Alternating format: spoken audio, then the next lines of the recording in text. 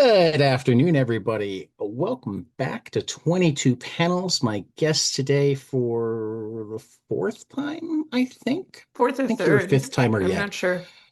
Yeah, third, fourth, fifth, maybe. I don't think you're a fifth timer yet. I kind of keep track. I'll keep track when I put it up because I'll do a search of the episodes.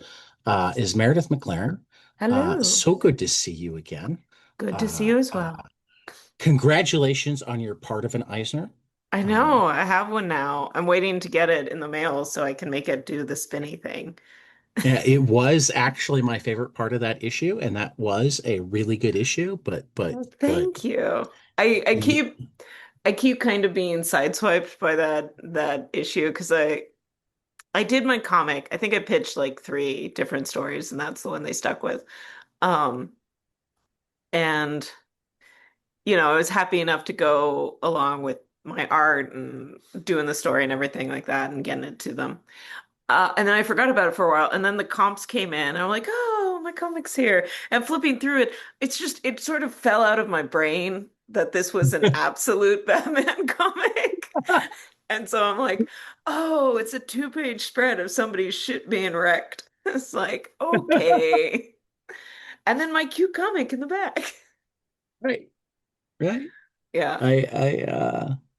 I was disappointed that Meat Eaters didn't get nominated. I was I was a little watching for it sad. as I was reading that like because when the nomination list comes out, I just go through the list and I put together, because we'll give the on-air shout out to all of our guests that are nominated for Hmm. something. So just go down through the list and make my little spreadsheet and what people were nominated for. And when I put you down for best single, I'm like, oh, she's gonna get nominated again later. Awesome. And then you did it. I'm like, what the fuck is wrong with them? It would have been nice. Yeah, I was a little like, oh, but As I reread it today, I think it fell too much in between that's fair. YA and not YA. Yeah.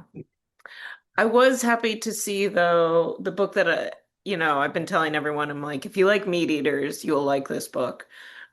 Did get nominated, and I can't remember, I think they might have won too, was Hello Sunshine with Keezy Young. I think it might have, and that is a great, great, great book. Yeah. I still need to talk to Casey Young. Yeah. Um, I guess they're going forward with a sequel, which is great. You know. that actually uh, uh, leads into a question that would have been way later, but as I finished it this time, I realized that this story doesn't need to be done. No, no, it Do you have doesn't. any thoughts I do. I have many thoughts. regarding? Nothing is known yet. I'm waiting to hear from Okay, people. I'm trying to sort of finesse a sequel out of them. I might have to go Kesey's route because I think Kesey was having issues where they're like, no, I want to do a sequel for this, and uh they were just not getting the kind of traction they wanted. And so right, finally they're like, I'm just gonna do it myself because this is my story. right, Um if we have to go that way, we have to go that way. But I have a couple ideas, and I really would like to see if Oni's interested. It always helps right. if I get a little bit of It, an it, it, advance to it, grease the it, wheels. it is, and I think Kesey lost to Mariko Tamaki and Nicole Gu, and Oh, This Place maybe. Kills Me, which was Yeah, that also might. Yeah, really fucking good. they swept at the Eisners, didn't they? They got a lot of noms and. No, Dennis Camp was the one that really walked away with everything this year. He had Absolute Martian Manhunter, Assorted Crisis Events. Hmm. Um, I, I think Best Artist went to his Absolute Martian Manhunter uh, That's the one I still haven't picked up. artist. I know I can get it Oh, off it's so good. my digital library, so maybe I'll do that over the weekend. It's so well, I mean, I invited you, but you went and like had to help your mom out, which is totally understandable. We had a great Absolute Martian Manhunter book club Yeah, with that's right. That's right. Yes. yeah, yeah. Yeah, I do need to pick that one up. And then I keep threatening Kelly that I'm going to do a bunch of fan art of uh the Absolute Wonder Woman character designs because I mean, they keep knocking out it's so good. the cheetah one that they premiered over the weekend. I'm like, what am I supposed to do with this? This is amazing. This is so good and terrifying. No, it's I mean, I've said more than once that like it almost annoys me that um Absolute Martian Manhunter is like seminally good because I want to call Kelly's Wonder Woman the best absolute book, and I have to settle for the best ongoing absolute book. I mean, we can just say that, DC is sweeping with this line. We can just They're like doing lump them pretty all damn good. together. I mean, Uh, but I don't even like doing that because like the rest of the line, good. Not enough so that I'm reading it month in, month out. I'll read chunks of it from time to time. mhm. Whereas Manhunter and Wonder Woman are like must read near the top of the pile and only like near rather than automatically the top because there's so many goddamn good comics out right now. Like That is the it's truth. There's some it's either good a great stuff. time to be a reader or a horrible time to be a I reader, know depending the on how much money you have and the number of hours in a day you have to read. the pile just gets bigger and bigger. And I set up a goal for myself this year because I knew the last couple of years, I tell people it's like when you start working in comics, like your ability to read comics drops dramatically. Particularly Um, among artists. yeah, and I mean, so like double so for artists. I've been really frustrated with myself the last couple of years because I'm like, I'm not reading anything and I need to start doing that again. And so this year I made a goal for myself. It's like, listen, I gotta put like keep a list and put some titles on it to like in the red. It's been red pile. And so I've proposed it before. I'll propose it again, Meredith. If you want to have a 22 panels book club, I'll be your accountability partner. We'll oh set up a no. regular time. That's too much commitment, but I appreciate Well, it. it And if I doesn't change need my to be mind, like a monthly. It could be a yeah. quarterly. One book every 3 months, isn't that? Yeah. It's but there And is you we won't tell the public what the schedule is either. So yeah. if you wind up going, "Hey, I need 2 more weeks," Yeah. No, I'm just looking at my to read pile now that I've set up and it's just like it just goes on and on. even there was a time where I had like numbers on my to read pile. This was years and years ago, and I stopped because once you get into 4 digits, it's more Mhm. depressing than Yeah. I'm definitely inspiring. in the two digits. I do give myself a little grace though in that it's like the goal is each week that I at least start something. Uh, and I also just give myself the grace of if I don't like it, I don't have to finish it. It still counts towards, Yeah, I made the well, attempt.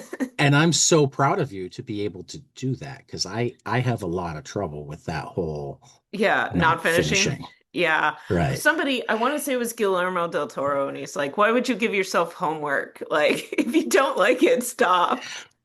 Well, I mean, I think of the amount of time that somebody put into it. I Yeah. think of other people who I know that have liked it or whatnot, and I'm like, I Yeah. must be missing something. I But must keep sometimes it's going just to not for figure. you. I get that. I get that. Like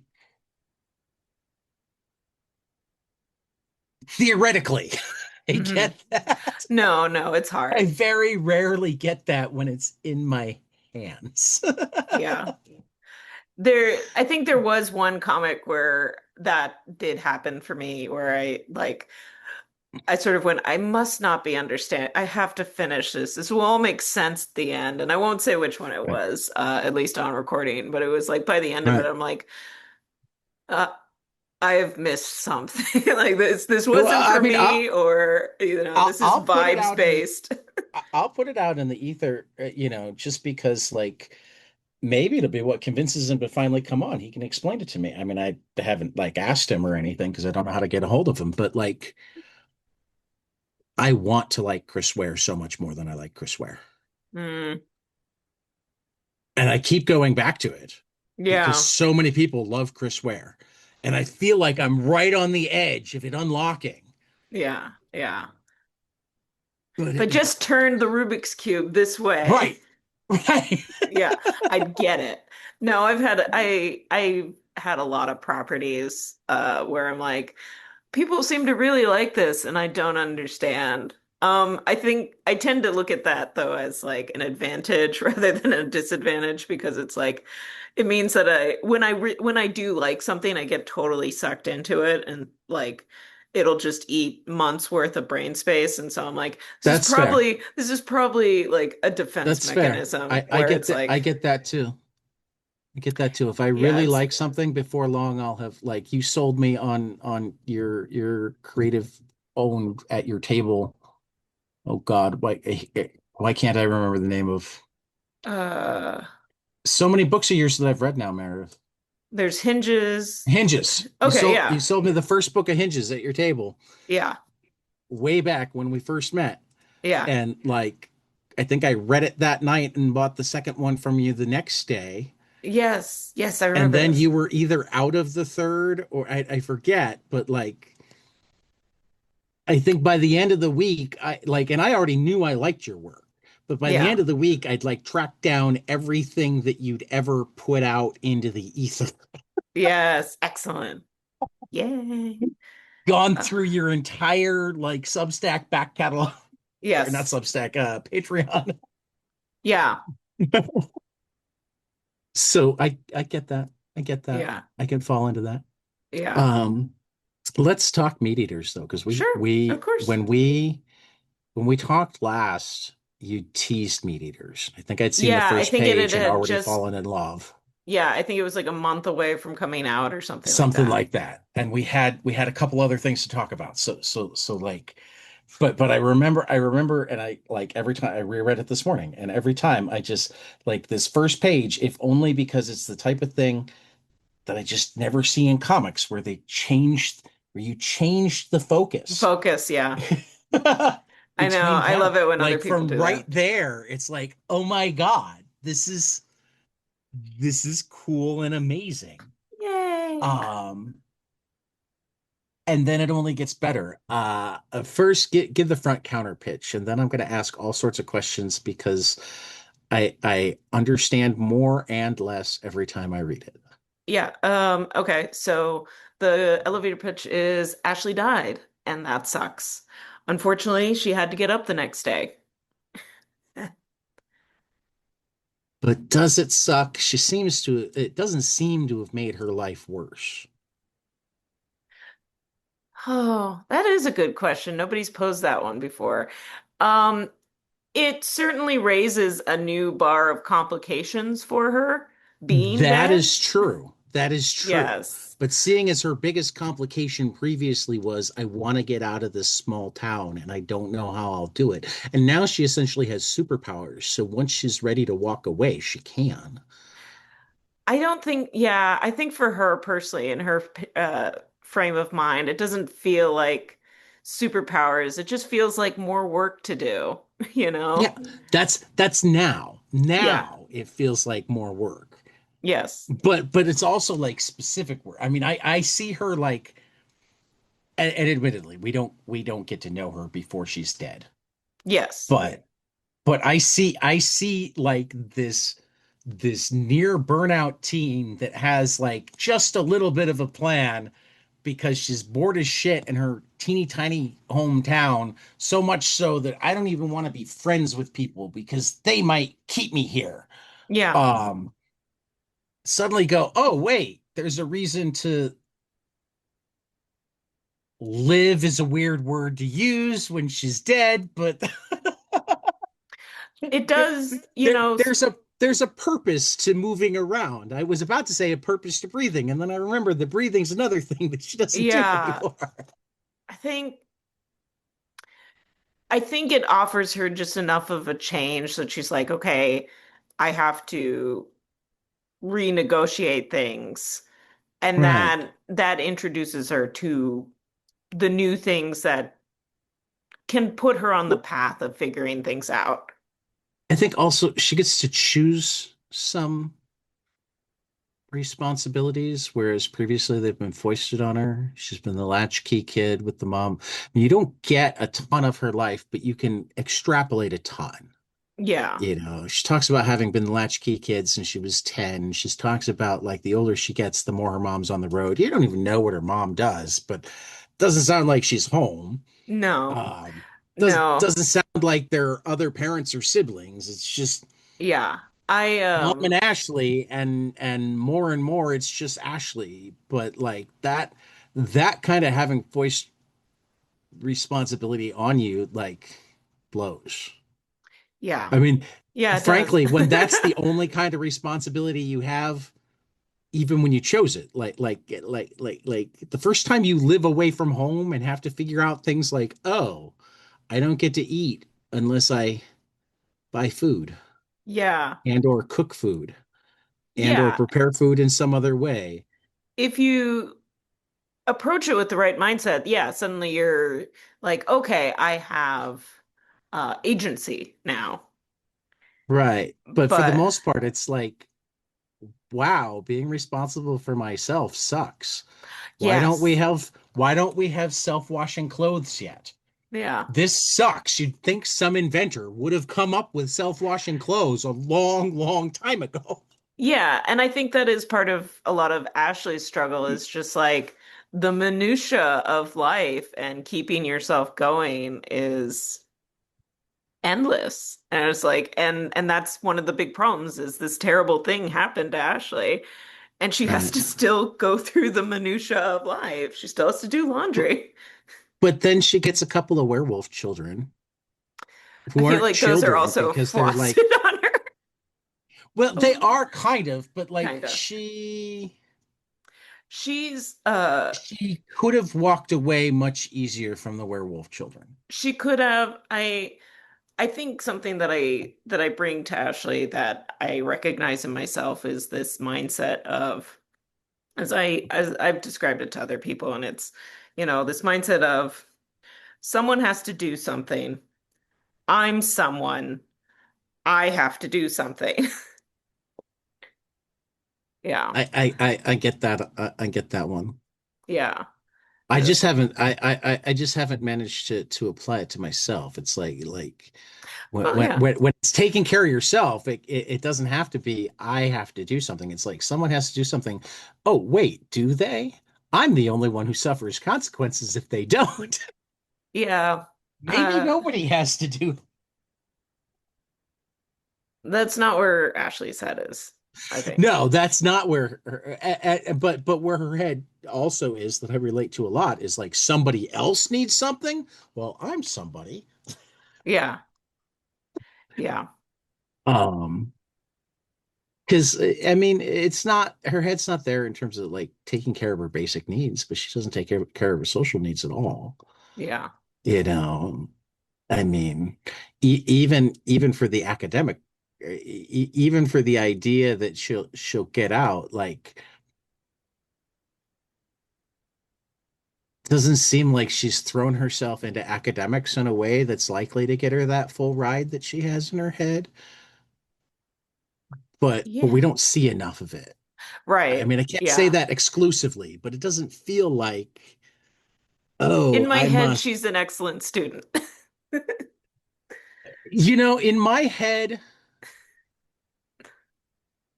I guess she's a good student. I have Yeah. no doubt that she's an A student, but like, I mean, I've spent enough time working in high schools right now at this point to like Yes, you getting are privy to different information than right, me. right, getting the full ride out of junior college isn't impossible. Getting the full ride out of junior college isn't even impossible if you weren't going to get it out of high school. Hmm. But it's at least as easy and possibly more so to get the full ride out of high school as it is out of junior college. Hmm. And it's where like almost all of the forces at her high school would likely be pushing her. Yeah. Oh, you're a great student. You need to be applying to these schools. See what money they'll give you. If you have to fall back on the junior college, that's fine. But like, go to the state school. Go to. But also, she seems like the very quietly straight A student Yeah. with no expectations of herself. Yes. And it's like the straight A's come because they're just not gonna not come, but not because she's like, okay, I must be the best at this. It's I must get an A because that's what we get, and then I'll move Hmm. on. Yeah. I'm not gonna start the club around it. I'm not gonna Right. join the club around it. Yeah. Not Uh, gonna. yeah, I think I probably skirted away from a lot of the schooling discussion just because it's been so long since I have been in that environment. Well, and that's totally fair too. Yeah. Um, but also that's not where the story starts. I mean, the story starts kind of after that. Um, and like I'm still trying to formulate the question that like is only three quarters answered, and I don't know how spoilery it is to answer. I mean, what reframes everything is when you also realize that she's recently experienced extreme trauma, Yes.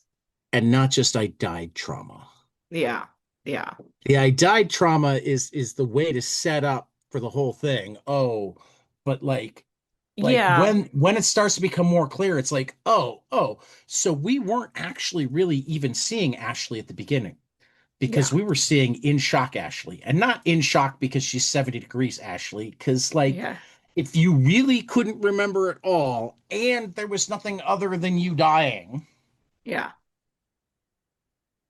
that doesn't cause shock the same way. Yeah. And I think it's fine to talk about it in terms of ambiguousness because I did try to leave it open-ended enough that the reader could bring to it what they needed to as far as Right. what they've also gone through. It's like it's directly whatever kind of um trauma that you yourself have dealt with and that you can use Ashley as a way of navigating it, as a self-insert. So, I mean, what is explicit is like her two high school or junior college age boys, and it looked like a shotgun. Yeah. So like Yeah. Yeah. the mind's going to go to a handful of specific places. It is. It's going to go to a Uh, handful of specific places, and it was intentional to sort of leave it um, to the audience how far that went. right.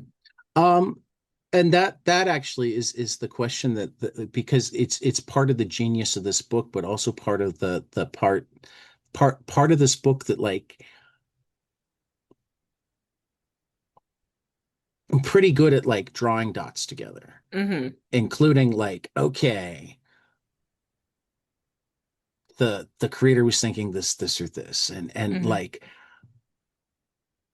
I am in awe, impressed, and can't quite figure out how the decision was made to step back and make it that ambiguous, to write this story that is such a universal response, but like so few people are able to think of it as a universal response, particularly if they've either lived it or known anybody that's lived it. It becomes really tied to specific things. I mean, one of the things that you'll sometimes see in the trauma community, particularly among people who haven't like gotten far, is almost like the yardstick of, well, my trauma was this, and it's like, no, it's all trauma. Yeah, yeah, it all So, hurts. so like it's brilliant decision, but not an easy decision to make. And I guess I'm curious as to how you came to that and where in the process that was. Was that like from the get-go you knew we're starting after the trauma. We're never going to be clear on the trauma. Was there a time where it started earlier? Like, yeah, I think I always knew that it needed to have a degree of open-endedness because it's a wall that Ashley keeps running into in various different fronts is that there's just not a wealth of information. There's no set answers for a lot of the questions she's asking. Um, because that's just how life is a lot where right, it's like sometimes there is an answer, but there's like a set of circumstances that have to be fulfilled for that to be the correct answer. Or, you can get something that works, but nobody quite knows why it works. And, right, there's so many different outlets in life where it's like you only get so much like clarity. And then the rest of it is just you trying to navigate the best you can with what you got. And yeah, yeah, and it's like when Ashley is asking Bess, can I just go to the internet for this? Like, why isn't it there? And Bess is like, listen, nothing is right on the internet. If you went to WebMD, it's like, right, right. Um, yeah.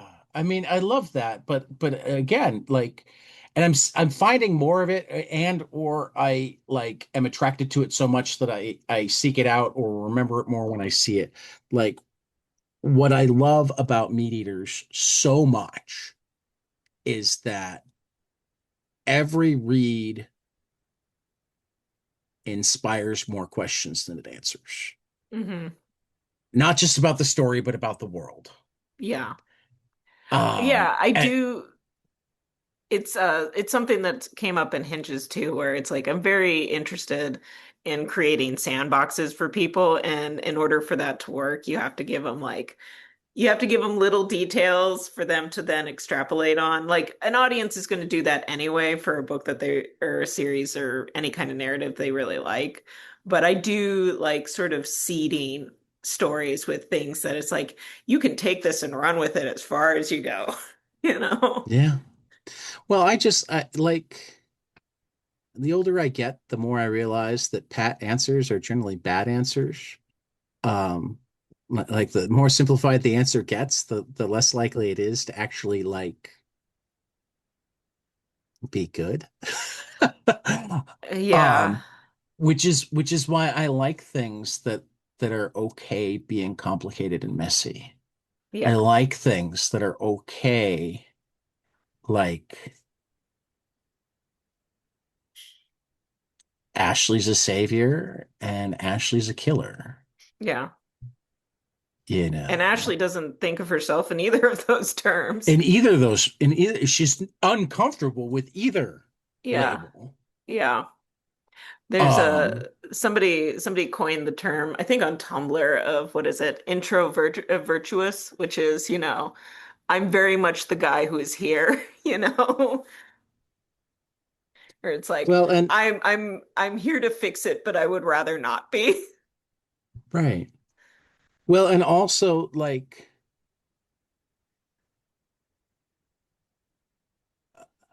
I was having there's a book coming out this week hmm called Nightingales by Emil Wilson. And Okay.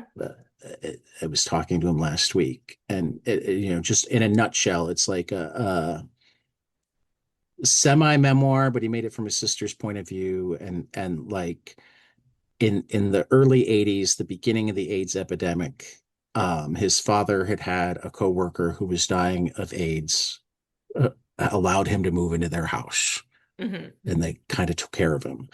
And like it had caused all sorts of issues in the family through the years. Yeah. Um, enough so that like late in his dad's life, he asked him, why did you do that? And dad just immediately turned to him and said, why wouldn't I do that? Yeah. It's And it's and and and like he's like, well, because your wife, we didn't know, blah. And dad's like, yeah, but he needed help. yeah. And And and there's a obvious certain mindset yeah. And that I feel like I feel Ashley's like got some of. yes. it's like what we were talking about earlier, where it's like, someone needs to do something, I'm someone, I have to do Right. something. Like that's the thought process. And the large part of this conversation it's been framed, I suppose, not necessarily as something advantageous or helpful, but just something that's like it netted some good. But it is very interesting to take it to the other place where it's like, no, you made this decision and there were real like you have to be very careful navigating this conversation because it's like sometimes it's not the best choice. Like Right. sometimes that will really screw you up and make things terrible for everyone and you have to it's forgetting your own oxygen mask, you know? Right. Oh yeah. Um, Yeah, yeah. there's a horror story, and I know Nick Cage did a movie loosely based off of, I want to say it's Jessica or something. Um, and it's something where it's like he stumbles upon this guy he's in the woods going to kill this girl. And the main character intervenes and takes her home and takes care of her, and she's like mute and uh like otherwise something's off, but he's taking care of her because it's the right thing to do, and it just completely destroys his life. I think, and then I won't spoil it, but yeah. And Well, and I don't the I watch a think lot the of horror movies, so you're allowed to. well, I think by the end of it, he ends up in exactly the same position as the other guy when they started. He's about to kill this girl, and someone's about to intervene and kill him. And And, I think as a really strong underlying theme of it was, even making the right choice can bear out terrible consequences and cost you everything. Yeah, I think that's without seeing the movie, the other thing that makes me think of that I think is always an interesting study is like most choices don't preclude other choices. So it's like, oh, I chose to save this girl. Oh, this girl's a hot mess. Yeah, yeah, Let's see how we change things now. yeah, exactly. Though that's hard because you have to confront, well, did I make the wrong decision? And what's even harder than saying I made the wrong decision is that no, I didn't make the wrong decision, but facts in hand have changed and it's time to do something else. You know, as human beings, I think we get caught Yeah, in, oh, I decided this and this was what was going to happen. This isn't happening, but that's just because I haven't done it well enough yet. yeah. Yeah, no, there's so many different interesting ways to take that kind of prompt, that narrative prompt where Right. it's like, you know, you have to accept the consequences, but also being responsible means taking what you know now and, Right. deciding how you'll go forward from there. And some people do that and some people don't. And then they'll have a whole new batch of consequences. Everything Right. is consequences. It is. Everything is decisions. Like Yeah. I mean the thing that is fascinating about ideas of multiverses is like, okay, but seriously, which decisions matter? Does it wind up mattering what I ordered for coffee in the morning? Or does it not? Yeah. Um,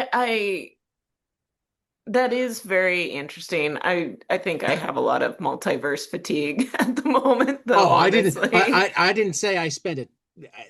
That's the sort of reason why I don't like. I long ago hit a multiverse fatigue because it's like essentially what you're saying is you want to decide the one point that would have changed this thing, but you don't really want to think too hard about what other things it might have changed because somehow that one thing changed 50 years ago was going to have a straight through line to this this thing now. Yeah. I mean, I For me to like a time travel story, it's got to be messy as fuck. Yeah, I mean, I always think about, every once in a while, they have that thing where it's like, if you were reborn 10 years, 10 years in the past, what would you do differently? And, every once in a while that pops into my head where it's like, if I'm not really satisfied where I am presently, I'm like, well, if I had been back in time, I would have done this differently. And I always think about, what I always come back to is my cat, little lady, because it's like, Right. if little lady just showed up in my backyard one day, like totally randomly and didn't leave. And I always come back to, if I had done things differently 10 years ago, the chances of my cat not ending up in my backyard, I'm like, Exactly. this one little thing that is not important to anything else going on, but Right. is a tiny thing important to me. And it's like, do I really want to change everything else, the trajectory of my life, Right. and miss this one like small Right. point of joy? Exactly. I mean, particularly because like what's known is what you have. Yeah. Any change involves, well, maybe this would have happened and Yeah. maybe it wouldn't have. So if I lose what good things, like how many good things would have to happen for it to be worth losing the good things I already have? Yeah. And they're often very tiny good things. It's Right. often it's like truly not the thing. Like it's not where you work or where you live or anything like that. It's like, no, I have this plant and I have a Right. perfect sunbeam for this plant. Right. But yeah, no. I mean, don't get me wrong. I do love a good time travel story, but only like the messy ones. Yeah. And every once in a while like a good multiverse story, but again, only the messy ones. The Yeah, the it seems like a lot of them are answering the same question over and over again. right. It's like The so the one I keep thinking of right now is what if nothing changes? Like what if no matter what you do, you still end up in this one place? It's like, well, what do you choose then? Which one of these? right. Right. No, like uh, I, I feel like the stories I like along those categories are the ones that a certain other type of person is going to argue about all the semantics and go, Yeah. well, that's not how time travel works, or it wouldn't work like this. I'm like, okay, this is fiction, so we don't know how it would work. Yeah, So, I so know. the second you say it wouldn't work like this, you're all but telling me that it's one that I like more. I think I forget which friend it is. Somebody went to my friend and they had this like historically set comic book. Um and they're like, "Well, this would never have happened." I think it was like a diversity issue. It's like these kinds of people would Right, never be there in this setting. right, And the person just had to respond to him going, "Sir, my comic is about werewolves." right, right. Yeah. I mean that drives me up the wall because of the number of times that they're wrong. I mean that's been the big thing with Oh with yeah. uh with the Odyssey lately. And Oh, I I'm know. sorry, I are we know. aware of where Greece is on a map?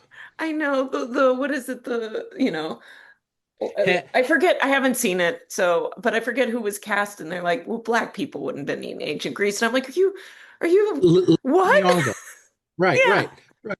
I'm like, okay, let's look at contemporary art. yeah. Okay, first of all, the colors uh, are such that it's pretty clear that like they made women white and men black in their paintings. So like for painting, you can't pay attention to colors because it didn't mean what color they were. It had a different Oh, meaning. oh yeah. No. Where was it? I was in Greece and I was looking at a mosaic about there. It was a mosaic about a sport. He made such a It's great graphic novel about being in Greece too. I love that Yes, yeah, guy. and it's in there. It's about bull jumping, which was a big sport they used to do. Right, And there's three figures in the painting of the bull jumping, and two of them are darker than the other one. And they're like, this doesn't denote the skin tone. It probably means that these two guys were male and this was female, and right, which means that it was a co-ed sport. Right. And it was like, Right. yeah, Women can bull jump, yeah. but Um, apparently they're not supposed to play baseball. yeah. Um, no, that one got me. And then the other one, I think Tom Holland answered a really funny criticism where they're like, you call Odysseus, is it Odysseus? No, it's Yeah, Odysseus. it is. Okay. You call Odysseus dad, and he's like, well, I'm not going to call him whatever he is in Greek. It's, it's an Yeah. English speaking, Yeah. none of us are speaking Right. Greek. Right. We're not speaking Greek. Um, but the other thing is like look at sculpture from that era, Hmm. and you see a lot of African hair. Oh, yeah, yeah. It's wild. It is very wild. What's more is I guarantee you that the people who are complaining about Helen of Troy being black, if she was a queen of Turkey, would not be complaining. Turkey and Greece, by the way, share a border. Oh, I know. And yeah, they hate each other even now. Uh, So like, even I now, if you mean, talk to a Greek about the Ottomans, they're like, "Oh, fuck them." right. But it's like, like, Oh, I know. I know. just It's like, explaining to people it, that, Vikings had trade routes into like northern Africa and stuff like right, that. right. I mean, it's so mind-boggling to me that not only are they so certain on diversity things in fucking fantasy, Yeah. but they they're very rarely even historically accurate. Well, and yeah, it's like who's also too, it's like dinosaurs. I mean, I lived through in elementary school where all of my dinosaur books had a T-Rex standing straight up, and then by high Right, school he was standing right, more horizontal. It's like we're getting new right, information all the time about things that happened a right. long time ago. I Like mean, it's not I as set in stone as you think. I lived through the Brontosaurus becoming the Apatosaurus Yeah, yeah. because they discovered, oh, wait, we put the wrong head. Or what was it with the more recently, the Triceratops? They're like, oh, we think the Triceratops and this other dinosaur are the same dinosaur. It's just that one is a juvenile of the Right, Triceratops. right. That's why it doesn't Well, have as and many and I horns. think I saw a thing recently that it's like, oh, we're starting to find fossils in Africa, and we think they had different dinosaurs, like completely different dinosaurs. Oh, very cool. That Wasn't the same dinosaurs everywhere. a uh yeah, there's just But it's yeah, just no, I mean wild. It's like it stuff that is. I It it's like is like apparently the only person ever generationally born on the Sea of Galilee who was pure white yeah. was Jesus. Oh, I know. That one's great. Well, It gets me every also time. apparently Adam and Eve. Wasn't there that big thing? Was there? Oh, Yeah, I yeah, don't I because don't think you can I do that. I think it was the first season of the what was the book written by Terry Pratchett and that guy we don't talk about anymore that got made Oh Good yeah, Good Omens. Omens. Yeah. First season of Good Omens had a black Adam and Eve and the internet just No. but it's like once again, Yeah. It's like, where? listen, we all know science tells us right now that the cradle of humanity is in Africa. Now I suppose there's a decent argument for the idea that like the Persian, Greek, Turkish, Egyptian brown is the like starting point, and you get darker going some directions and lighter going other directions. That's possible, though we don't know that. But Yeah. what we do know is that if nobody there now is that white, it's highly unlikely that they started that white.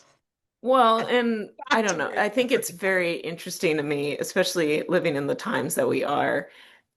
Is like it should be abundantly clear at this point how easy it is to change history, to change the Yes. narrative of history. Like we're living through Yes. it. And it's like Yes. it's just it's both horrifying and fascinating at the same time where it's It like, is. It is fascinating. I mean, with history and science, the people who want to, like, as a teacher, this sort of thing, when they're always, it's not supposed to change. And like, nobody said science doesn't change. oh yeah, People said that science needs to be proven. Now, when you have new facts, conclusions will change. yeah, you gotta adjust. Right. Nobody said history's not supposed to be changed. History's supposed to be based on records and anthropology and the best guesses we can make. And it's going to change less the more records there are, except that now we're going to discern. I mean, say we went dark right now for 1,000 years, and 1,000 years from now, somebody managed to get just like the entire unexpurgated internet to Hmm. decide what life was like now, Yeah. Yeah. but with no ability to know what reliable sources were because they didn't have any history in between. Yeah. They Yeah. just had Yeah. the This is what we internet. have to go off of. Yeah. It's like this, you have to scrutinize the source material. I mean, first of all, they think we're having a hell of a lot more sex than we actually are. Oh yeah. Yeah. I know. So it is fun to me because uh there is a point I think a lot of people come to if they're history minded or they're, reading about history and stuff like that, where um they sort of go, "Oh, we were always this way. We were always this weird, and we all Mhm, had our little neuroses, and mhm. sometimes we did things just to see if we could do it. We didn't have any grander plan, even Right, yeah. right. I mean, that's actually the single biggest thing that annoys me about people talking about history, people talking about current events, whatever, is like the inability to go, is that how I'd respond? Do Hmm. I know anybody who'd respond like that? Yeah, there's a point. Maybe this isn't right.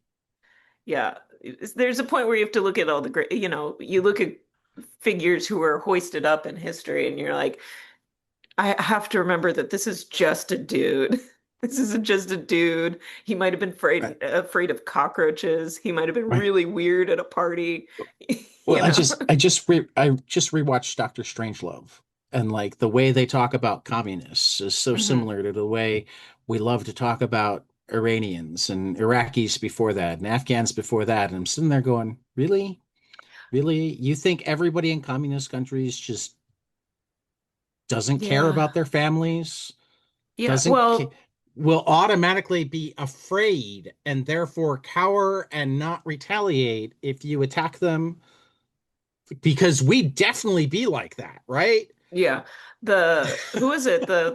You know, God rest her soul, Marjorie Strappi, the quote Yeah. that people dug up when after she passed is, I have more, I believe that people have more in common with each other than their governments do. You Oh know, yeah. I'm paraphrasing Yeah. it and I'm butchering it terribly, but that was Yeah. the No, gist but of it. we reread Persepolis for 22 panels after she passed, I and would like really, yeah, I I would really like I to see her movie now because I I have do not too. seen I Chicken want to and see Plums. many of she's got a number of movies. Does she? I I need only to, knew yeah, of the Chicken and Plums is actually another graphic novel of hers that she adapted. okay. Um, but yeah, no, I need to watch a number of her movies too.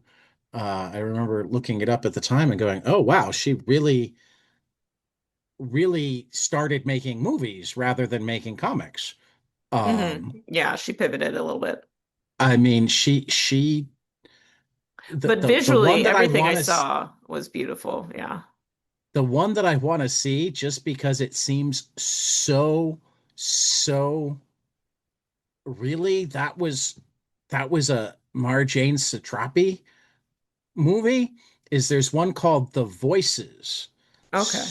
starring Ryan Reynolds, Gemma Arterton, Anna Kendrick, and Jackie Weaver. And it's a likable guy pursues his office crush with help from his evil talking pets, but Oh things turn no. sinister when she stands him up for a date. Oh no. I actually have to pause for 1 second. I'm so sorry. No problem. I'd like to see that one. Yeah, I mean, just it seems so not Marjane Satrapi. It's like I want to, yeah. I'm glad you brought that up because I will add that to my running list of things. it's listed as dark comedy, psychological horror, psychological thriller, serial killer, slasher horror, tragedy as its things on IMDb. Which, when you When think did it come of out? 2014, Oh, okay. yeah, Okay. it was her third to last movie. But Okay. yeah, I need to see Chicken and Plums. I actually have the graphic novel and haven't read it. I need to read Chicken with and Plums as well. Um, Looks like she also directed something called Radioactive. That's a docudrama. Oh, so it's Mm. about Marie Curie. Okay. Yeah. Interesting. And mind you, both of these she didn't write. She just directed. Okay. So and then Dear Paris. In a series of interconnected stories, several Paris residents find their lives turned upside down when death knocks on their door. That one she did co-write and direct, and that was her last film from Okay. 2024. And it looks like it was actually in French.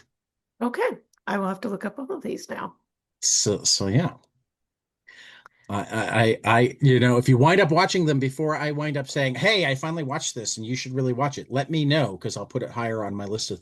It's always easier Okay. to manage to make myself watch or read things if I know I'll have people to talk or write about with them. Yeah. I wouldn't count on that because I am so very slow, but I I will let you understand. know. I often am too, but that's why I said like we can be long-term accountability partners for each Yeah. other. 2 years from Accountability now, when we buddies. bump into each other at C2E2, it'll be like, "Have you watched Chicken and Plums yet?" Yeah. No, I have not. We need to find a DVD player.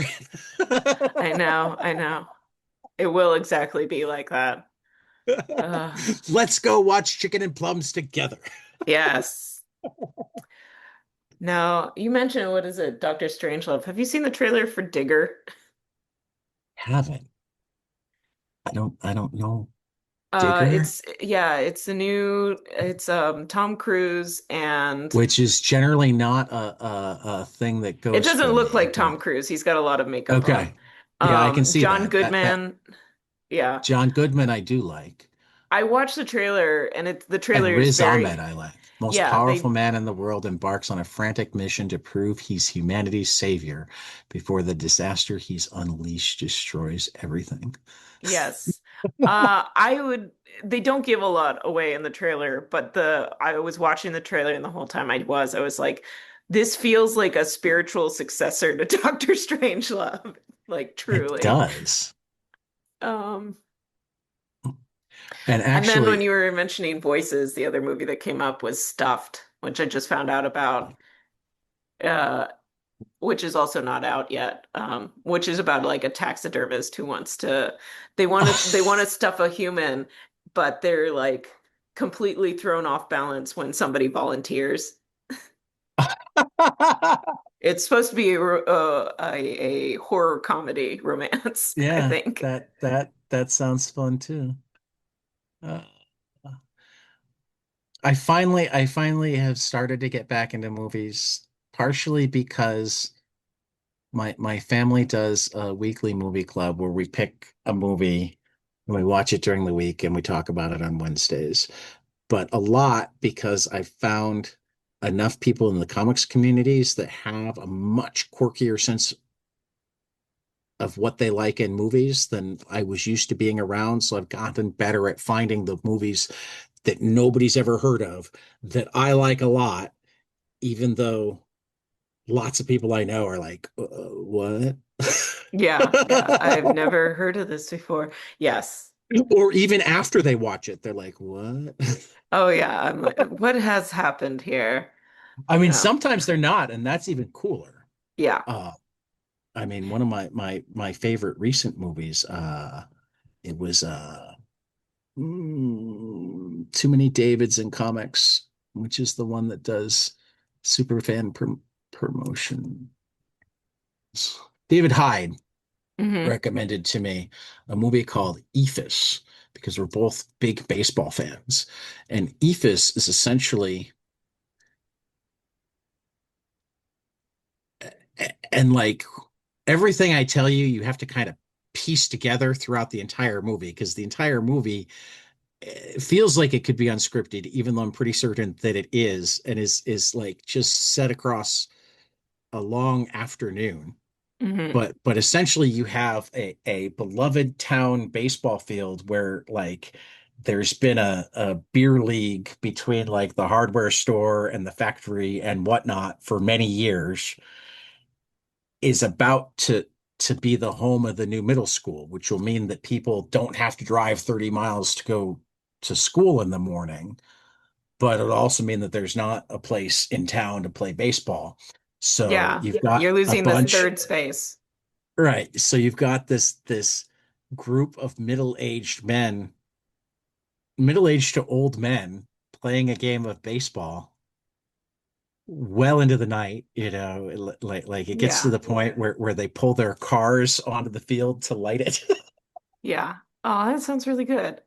And like there's not a strong plot, you don't get to know any of the characters in a deep way, Yeah. but you get to know them just enough to like extrapolate tons of things and also realize that none of these guys are necessarily friends Yeah. except when they play ball every Sunday.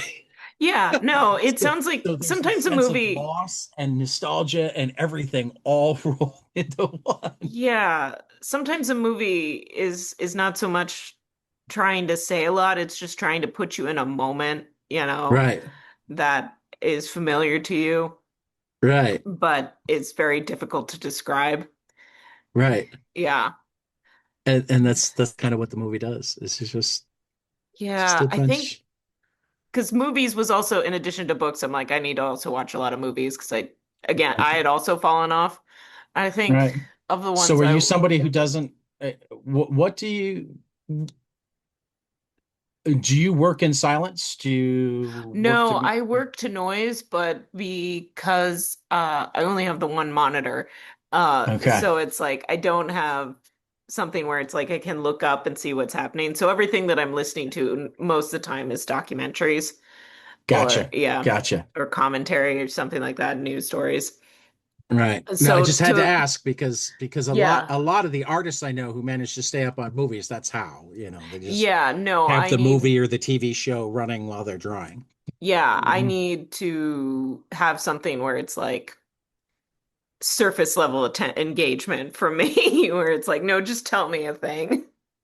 Just tell me. I Yeah. get that. That's fair. I Who mean, was I'm always fascinated that everybody has like different like I've come across very few comic people who need total silence except possibly for first draft writing. yeah, when you're writing, yeah, I need silence. Or at the very least I need to just have like classical music or not classical, but like instrumental music, no Right, lyrics. right, right. Um, no, but I had a friend earlier this year point out that they were talking to a YouTuber and they were kind of like the YouTuber was like, I kind of feel bad about my video essays being multiple hours long. And my friend is like, no, no, you don't understand. The entire comic industry survives on 4-hour video essays. So, Um, so that's why my podcast seems more popular among the comics industry than anywhere else. yes. No, I'm Be, just be, going, because an hour is a short episode. um, no, looking at the movies that I had this year. I think probably the one that's going to stay with me the longest out of everything is I was on a plane because I was traveling abroad earlier this year. Um, And Is this one of the trips that you wrote a book about, or is this a different I trip? will be. I'm Which, doing the one okay. right before it now. Right now I'm doing my South Africa travelogue, Okay.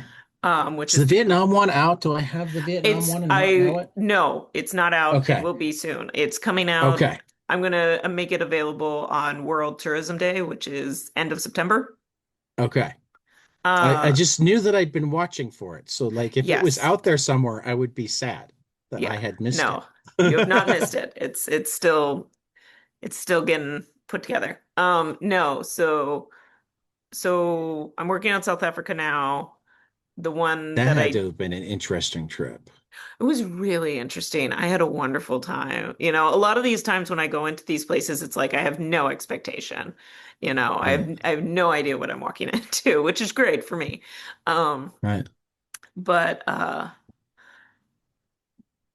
was actually gonna take time between because I went straight from my Vietnam with my self-published stuff. I was gonna go from my Vietnam, which is, slice of life journal comic, and then goes to into a fiction book, and then go back and forth between the two genres. And but then somebody somewhere immediately started to say how South Africa was awful. And I thought that is not my lived experience. I need to let people know that I had a wonderful time there. It's a country You the same as mean it's not filled with white genocide? oh my God. You Truly, no, you you didn't have to like hide yourself to not get beaten to death? yeah. I'm shocked. I'm Um, shocked. yeah, it it was Please, one of please, those like for the truly. listeners out there, that was incredibly sarcastic. No, like no, and I've just gone because it's in progress. So I had just Right, finished the part where I'm doing, the necessary um listen, you're a tourist in a foreign country, don't be stupid, like be aware right, of what the right. problems are because there's always problems. There's problems here, Oh there's yeah. problems there. Like be aware what the problems are and also I mean, letting I've people heard Iceland has a minimal amount of problems, but yeah. we can probably find some. But and yeah, South Africa does top on a lot of like high crime lists, but most of it is theft and not like violent crime. Right. But I do bring that up to people in the book, and I'm like, listen, just know what you're going for. And I went as a part of a tour group, so it's like my vulnerability was managed. Uh, but also, the first day I was there, because it's a bike trip, they're always bike trips. That's how I get to go along on these trips. That's a compromise. It's dad's bringing me along. Dad likes to bike, so I must also bike. Um, I mean, uh, I wish I did more biking. My gut wishes I did more biking, so I kind of envy you that. so, but the very first day, the first ride, we were riding around the coast of Cape Town, and I was like, this might be the most beautiful place on earth. Like, this is gorgeous. And they have such a great because they bus us around to various areas. We have so many different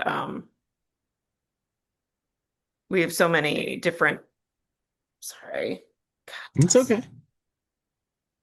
Okay. We have so many different environments to deal Bicycles, with. environments. Yes. And so many environments. Like in Cape Town, it's very lush, it's very green, but then you can go a little deeper into the country, and it's almost like being in the deserts of Australia, where it's like orange sand and plateau mountain, table mountains and stuff like that. Have you done Australia too? So that's where it was getting. Um, the trip that I was on recently, the most recent one, was actually New Zealand, but we stopped in Australia. Okay. But we stopped in metropolitan Australia. I didn't get into the deserts of it. Right. I'm just Right. aware that Right. most of Australia is a desert. Yeah. So we were in Sydney. We were in Sydney, Okay. but it was a stopover before we went to our actual trip, which is New Zealand. And New Zealand is also very pretty. It's Yeah. It's very lush. It's gorgeous. It's They have pretty much two different biomes in New Zealand, or at least in the Southern Island. I didn't go to the Northern Island, which is where Hobbiton and all that stuff is. So unfortunately, I missed all that. But in the Southern Island, they pretty much have two biomes, which is divided by the New Zealand I think they call them the New Zealand Andes. Um, and on one side, it's rainforests, and on the other side, it's very much like California farmland area. okay. Uh, but yeah, so anytime I'm on one of these trips, I am going, okay, I'm on a plane for many hours. I This is when I can finally like clear some of the movie inventory. And because it's international flight, I always get exposed to movies I wouldn't have known about otherwise. Like Right. I think it was an international flight where I watched one of my favorite movies ever, which is called Departures, which is a Japanese Departures. movie. Actually, too, if I was I watch a lot of great movies on international flights. Departures was one of my favorites that still sits in my mind today. And it's about a man who he starts apprenticing for there's a practice after a body has died in Japan where you ritually wash them before they go into cremation. And Oh, it is a ritual.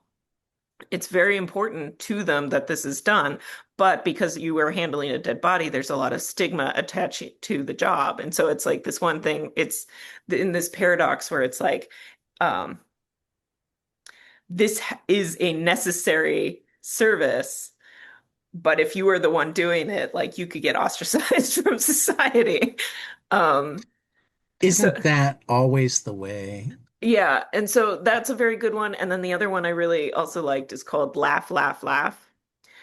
And it's about a group of people who uh there's an anime about it now and I can't called oh God, Akane Banashi. It's a type of entertainment in Japan where it's a storyteller and they're telling you a funny story and it's just the storyteller. There's no props. Like I think the only thing you get is, they're kneeling in front of you on a pillow and they have a fan. I think that's as much as they get. And it is all about how they relate the story to you to make you laugh. And it's Oh, 100 years old, thousands of year old practice. And the movie is about a bunch of people who come together to learn it because one of them is a kid and he just wants to make like this other kid that's bothering him at school laugh, so he'll like ease up on him. Another one is a woman who's told she's too cold. Another one is a ex-baseball player who is now a commentator and they're telling him he's too stiff, and so they're all trying to learn how to emote better through this storytelling art. sounds fantastic. Yeah, okay, but so I was on the plane and the movie I ended up watching this year was Look Back, which is the animated film by the Chainsaw Man guy. Okay. Yeah. Um, I've read the manga. yeah, and so It's a great I book. was on my list forever, and I was on the plane and I saw it, and it was one of those things where it's like, okay, I do really want to watch this. Do I want to cry on the plane? Um, And I can't recommend it enough. It's a really beautiful story, especially if you're in any kind of creative endeavor or something where it's like you are constantly doing something that you both love and also consumes you. Um, like it's a perfect love letter to that. But I do feel a little bit tricked because I forgot, at some point in this movie, which is a very slice of life movie, I forgot that it is the Chainsaw Man guy, and he always does something weird somewhere. Yeah. And so I got to the ending and I'm like, I wasn't prepared for that. That's the right way to do this story, I think. I think he made a great choice, but also I wasn't expecting that. Right. So, yeah. So I think that's the movie that stands out for me right now. I need to see that movie. I'm having trouble finding laugh, laugh, laugh because it's telling me University of Laughs, but that doesn't feel like the right Maybe I'm movie. getting the movie wrong. It was years ago that I saw it. I will do some digging later this Yeah. afternoon and see if I can find it. I might be conflating the title with something else because there's another Japanese movie that I love called Linda, Linda, Linda. Um, I will find it. I should find, I know my Kurosawa and not enough Japanese movies after that. Yeah. Um, I also recommend Linda, Linda, Linda. Linda, Linda, Linda now. See, you're Yeah. giving me just a list of like here you are saying that you don't read or watch enough, and Well, this is years. This is decades in the making. This is all. I know, but I still. like to think that the stuff that I do consume is like the best of the best, given that I don't have a lot of time to take in everything. But that does sort of feel like annoying because it's like sometimes you just got to watch a bad movie. I mean, kind of like. I mean, I like to avoid bad anything when possible, but average to middling certainly makes the great stand out more. Hmm. And sometimes can be more comfortable. Does that make Yeah. sense? Oh, yeah. No, sometimes A lot of the it's like movies that I watch sometimes, over and over and over again aren't exactly good, and they're no, certainly no, not no. One great. of one of my favorite movies ever is this wonderful, awful like B movie horror comedy called Spaced Invaders, which Feel like I is remember that. yeah, which is the about a group of Martians who hear the annual playing of War of the Worlds and mistakenly assume that Mars is attacking Earth and they just didn't get their marching orders and so they go to go attack Earth. I, And it I, is I, I can't by any stretch of the imagination say that this is a great movie, but it is oh, I do remember this and it's because given this it came out when I was 10. yeah, this is and it's given me a line that I've used so often, which is they're not evil, they're just stupid. Yes. Yes. Oh, I remember this movie so well. Oh, I love it Not so well much. enough. I'm gonna have to go watch it again. Yes. I'm so gonna have to go watch this movie again. Yes. It's so it's wonderful and awful. But yeah, no, it's like sometimes you just need Domino's, right? You don't need a And great pizza, and sometimes you just need Domino's. I mean, I think there's very few times where anybody needs Domino's. I mean, I guess you live in the Southwest, so there might be less good pizza available. I live in Actually, Chicagoland. okay, listen. So apparently Arizona is one of the best places to grow the flour that is tr Okay. that is used most popularly with pizza dough. Okay. So we do have a couple of really good pizza places, but sometimes I just want Domino's. No, I get it. I mean, I mean, I guess at least in our house, Papa John's gets the slight nod over Domino's when we just They have want good the sauce. I bad like their pizza. sauce. Right. Right. Though we also have like one of the grocery stores near here has, I shit you not, like four long aisles of just frozen pizzas. That So sounds so delightful.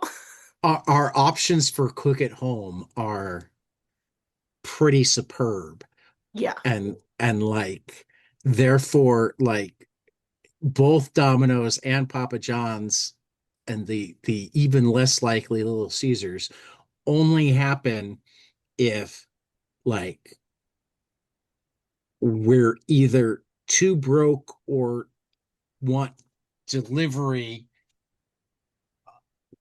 and therefore don't go to any of the many infinitely better pizza places nearby. yeah. In fact, my best pizza nearby, like we have to pay attention because it's a food truck. Oh So yeah. we can only get it when he's But out there. isn't the hunt part of it? It is, it Yeah. is. And one day I'll have him on the podcast because I met him when he was in the parking lot at Yeah. the comic shop that I do work for Free Comic Book Day. But he's been busy.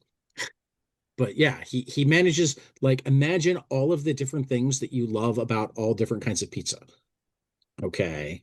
Hmm. Like, there's just enough crisp to the bottom of his pie to be like reminiscent of a good New York. But Hmm. it's a Chicago style deep dish. It's Hmm. got that heft, Yeah. only somehow not too heavy Yes. to make lots of They room have found the golden ratio. to make lots of room for the proper amount of mozzarella, which is a ton,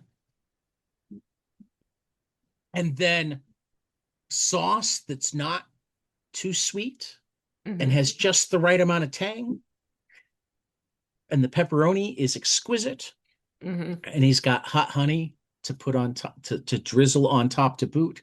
It's just, Yeah. killer pizza, killer Yes. pizza. um Eddie says hello. Yes. Actually, he said, "Let me come steal your microphone," but Yes. You're paying but I attention to I the, translate that as hello. yeah. If I were at home right now, like my cats would have made an appearance by now. I think They yeah, always know when the camera's on. right, Yeah. right. I mean, what's funny is Eddie only comes on camera if there's not another cat on camera, Yeah. and none of the other cats want to be on my camera. We have four cats in the house. Eddie's the only one that ever winds up on the podcast, and never to say hi to another cat. Like, if he's Huh. here and another cat pops up on screen, he'll decide that it's time to go away. Oh, he's got rules. Yeah, All right. yeah. We should get towards wrapping up just We should. Yeah. because we could talk forever if we We don't, can. We can. We can which is just why we should do exchange this. recommendations the whole We time. need to do this more often, whether it's on air or off air, just because I miss talking to my friend Meredith. Yes. Um, but we will get into closing questions now. Hmm. Uh, First, the new one that I don't think you've had to answer before. Uh, this is like my fifth year of doing this podcast, and I feel like I've fallen into the Twilight Zone. Hmm. My life is unrecognizable in all sorts of awesome ways. Hmm. Um, I mean, I get to just throw musical or movie recommendations back and forth with Meredith McClaren. Yeah. I I think that might be putting me in a position of stature that I don't deserve. But yes, you do. Yes, you ah, do. oh, thank you. I mean, like, because that's kind of the point. Like, the number of people that used to be names on pages of some of my favorite objects Hmm. are now friends, Yeah. are people that Yeah. I might text with or hang It out with, is or remarkably easier than some people think. right. Yes. But if you told me even 6 years ago, oh, this is the life that you're going to live in, Hmm. where like, you want to know about something and you call so and so. Yeah. You're watching a baseball game and you text so and so because your team's beating up on his team. Yes. Whatever. Like, I'd be like, yeah, fuck you, man. What world is this? I don't even. What world are you? Yeah. And that's never mind, like, the just cool experiences, being at a con and getting to hang out with somebody or have a great conversation with somebody, or having somebody who recognizes me. And like, I was telling you, Emil Wilson was on about his new book. I found out as right before we started recording that, like, he had told his publicist, I want to be on 22 panels. This is my first graphic novel. I've That's listened, so the way nice. he talks, like, that it will be a different kind of conversation to other publicity we do. I think it's the right kind of Yes. and it's like, Yeah. I okay. know, right? It's a good feeling. Good It's fuzzy like, feelings. wow, Yay. you know who I Yeah. am? I I'm just feel gonna I be feel floating 5 inches off the ground for the rest of the day. the rest of the year, Yep. life, something like that.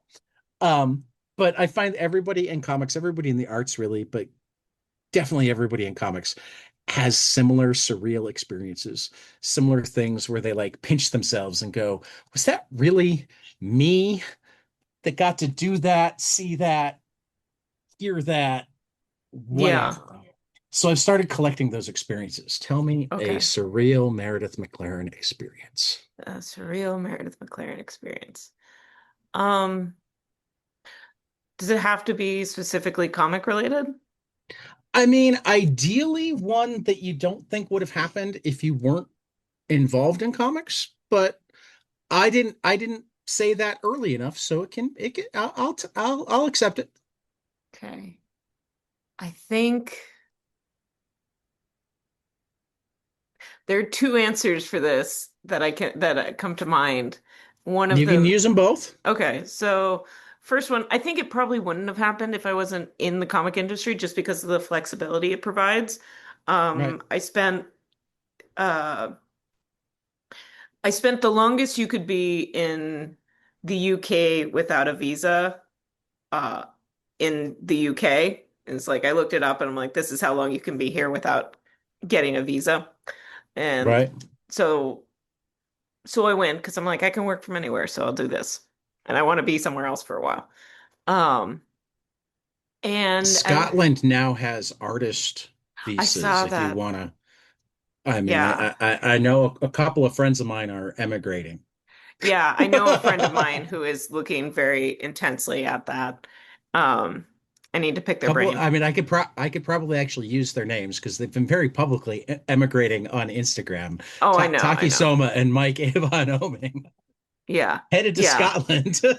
Yeah. No. So this was years ago. Right, This was several years ago. So I was there, uh, and I made it a point that I had to like go out and do stuff because I'm like, when am I going to be back? You know, I have to do right. something, so many things in the week I have to do. Um, and I ended up attending a like a small Q&A in the basement of a bar with Mac with I think it's Matt Gatness. The he was Mycroft in the Sherlock show. He also co-wrote it. You've seen him before. Um uh I know I'm getting the last name right. I just can't remember if I'm getting the fr first name right. Okay, Um we're gonna look it up by going to Sherlock because as soon as I put Matt and G, it wants to take me to a terrible, horrible former politician who, yeah. thank God, never got to be the attorney general. Yeah. Not that we've had better ones. Yeah. No, I understand. Um so- I think it's Mark. It's Mark Gatness. That's what it is. Mark, Yes. that sounds right. Yeah, so I got to see a Q&A with him. And because it was this small environment, I got to sort of corner him and go, listen, you know, there was a period in my life where I was going through Mark it. Gaddis. Gaddis, Yes.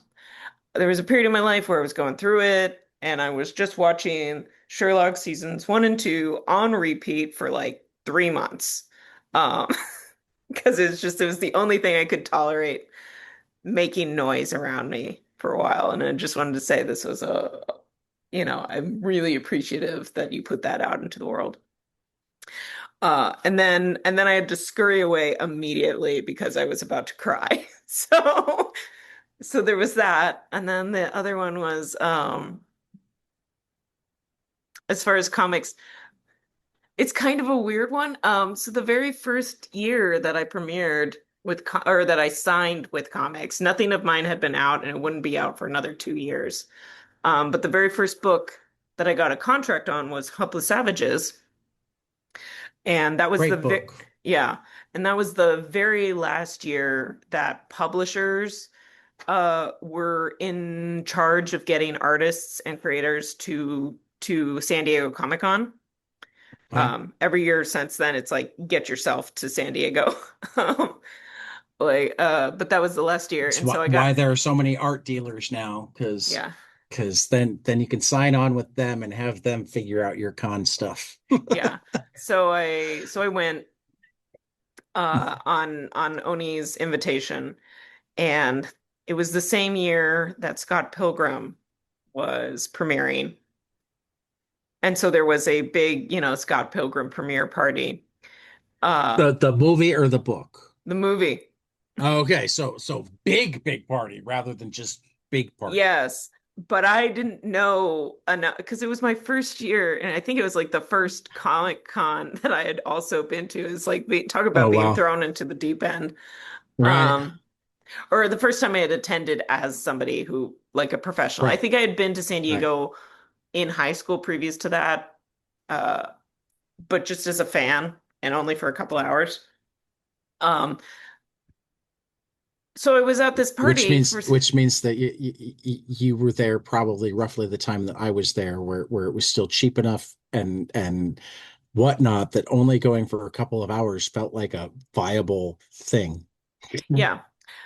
So I, yeah, so I was at this party and I'm still kicking myself about it years later because if I had stayed even a half an hour longer, because it was the Scott Pilgrim party, I would have met Chris Evans, Brie Larson, and Brandon Ruth because they all showed Well, up. I mean, to be fair though, I mean, we got to have our longest conversation not on the air because of Chris Evans. Yeah. Because nobody could get to your booth because his line went by it. Oh, that's right. I forgot about that. Oh, Lord. Yes, yes. He The holds a moment special place in my life. the moment where being on the aisle wasn't as cool as it could have been. Yeah.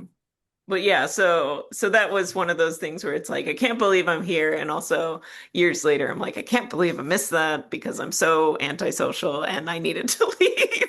I mean, I get the antisocial. I do. Yeah, I'm like I've been at this party long enough. I got my two free drinks.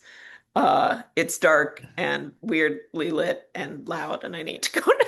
I mean, if I'd been able to find a corner and I'd had like Bluetooth earbuds, I might have been able to stay. Yeah, yeah. But it's like it's one of those things again. You can't go back. It's just this is No, how things worked out. it is. It Yeah. is. And they were probably no fun anyway. I'm just saying Uh, that. you're saying that to make me better. Unfortunately, I have talked to Unfortunately, people you have people afterwards that stayed. that stayed and they're like, "Oh no, they were delightful." I'm like, "God damn it. Tell me anything else." So, yeah. Oh. All right. All right. Final question. Okay. And like we almost diverted to this for a while, so you're gonna have to come up with something else. Okay. Because anything that's been mentioned already on the show doesn't count. Tell me something you love, preferably a comic, but we don't have rules. Preferably storytelling, but again with the rules. But Hmm. something that you love and not enough people around you have experienced it, and you'd really, really like them to, so that you had more people to talk about it with. Okay. Give me a second here. I've got a list. You've got a list. I I love do. it. Okay. Something I love that enough Feel people. free to copy and paste the list and send it to me. Okay.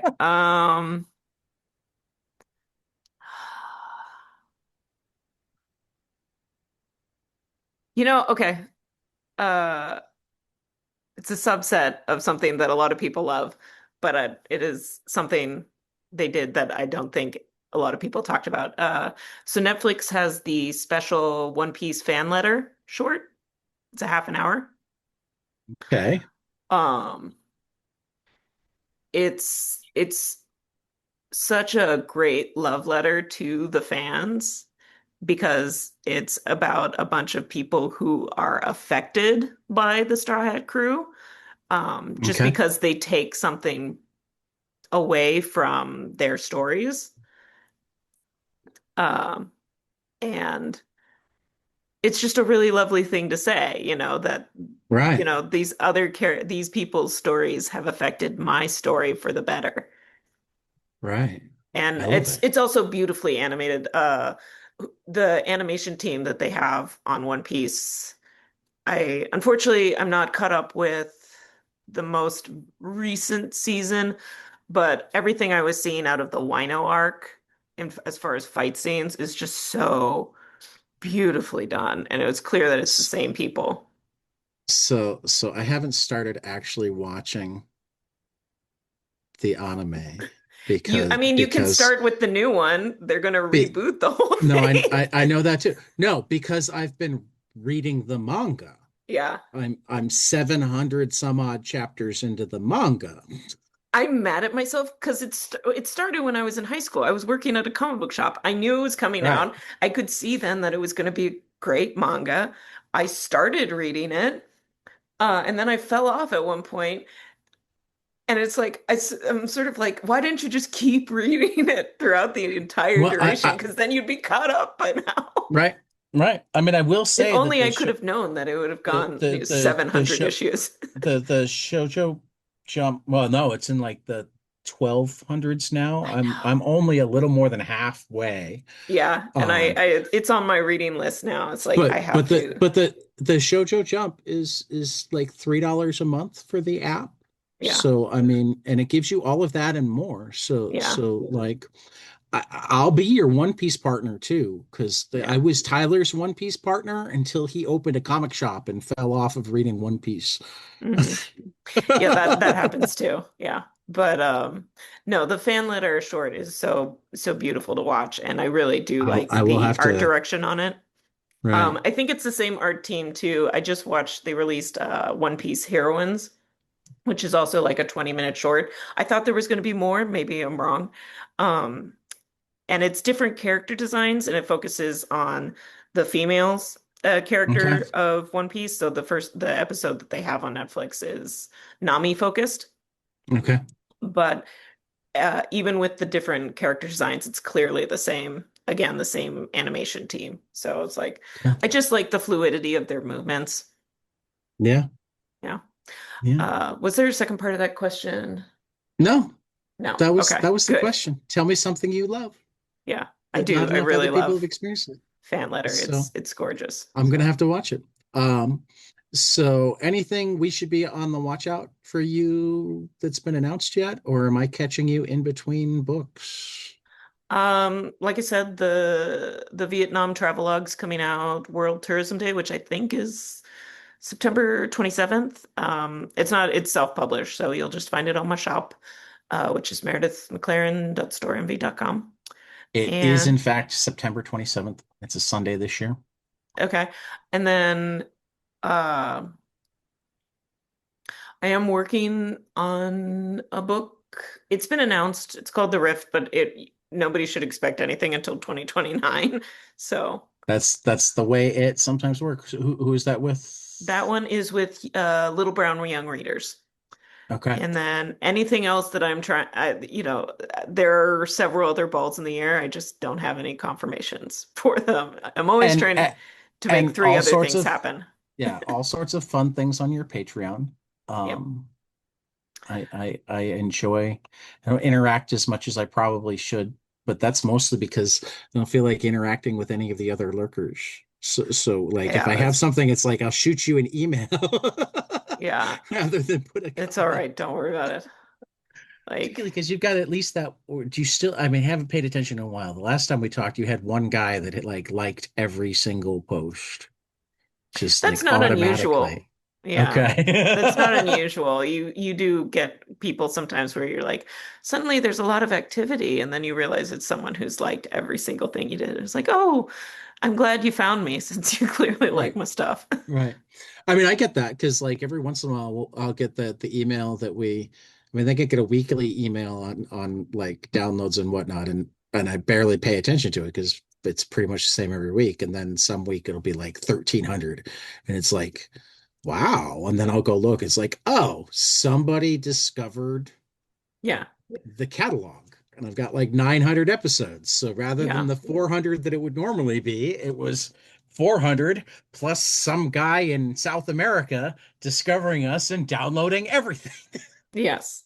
Exactly. Hopefully, some guy, not some AI bot, I know. I know. which you now My have to my verify. dad my dad also does a travel blog, and he's sort of disgruntled because, you know, he writes a very, he's very thoughtful about it and he puts these pictures up that are really lovely. But he's like, I've noticed an increase in tracking in interaction and in tracking it, I've figured out that a lot of them are just AIs scraping my blog and Right. it frustrates him a lot. I am for the most part, I've managed to assume that that's not the case, just because more times than not, I can go, oh, I just had a guest on from that area, or we Yeah. were just talking like I'm like, oh, there's a reason why I was discovered there. So I'm deciding that I was discovered there by a person, not by an AI that just enjoyed it. Yeah. I don't know if that's true. Yeah. It's the story I tell myself. Yeah, it doesn't feel good to have to second guess that, but No. it's what we're navigating right Well, and now. every once in a while, I wind up actually like a couple of times it's wound up being like some creator. And it's like, oh, you're the one that downloads me in this small town in Brazil. Yeah.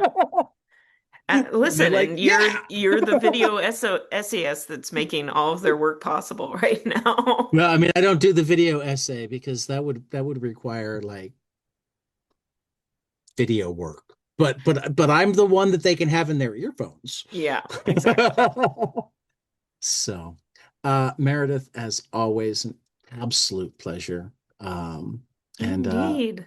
for 22 panels, this has been Meredith McClaren, and we will see you after the next page. Excellent.